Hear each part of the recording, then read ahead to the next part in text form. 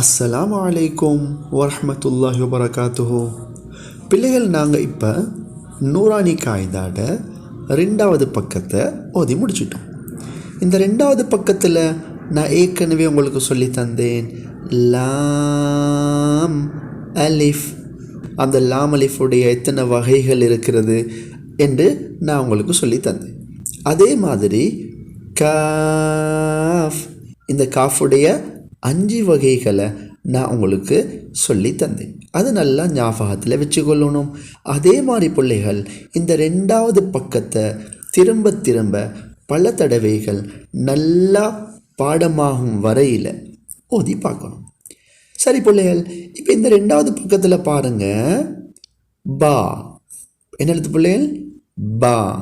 அதே மாதிரி பாருங்கள் தா. அதே மாதிரி பாருங்கள் சா. பா தா சா. இந்த பாவை நாங்கள் எப்படி கண்டுபிடிப்போம் பாருங்க.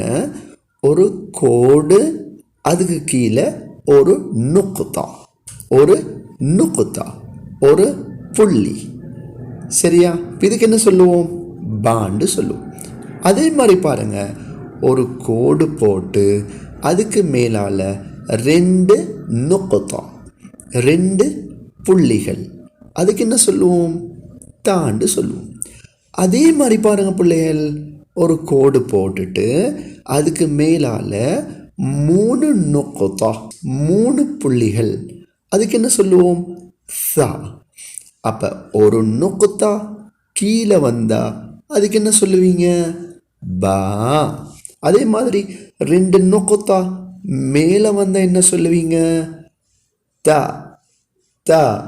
அதே மாதிரி 3 நுக்குத்தா மேலே வந்து என்ன சொல்லுவீங்க? சா.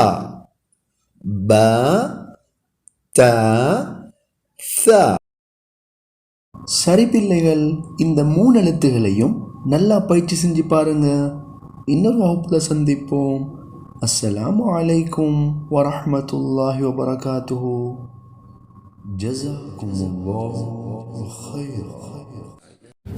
Subscribe to my channel and also press this bell icon so you never miss any new update.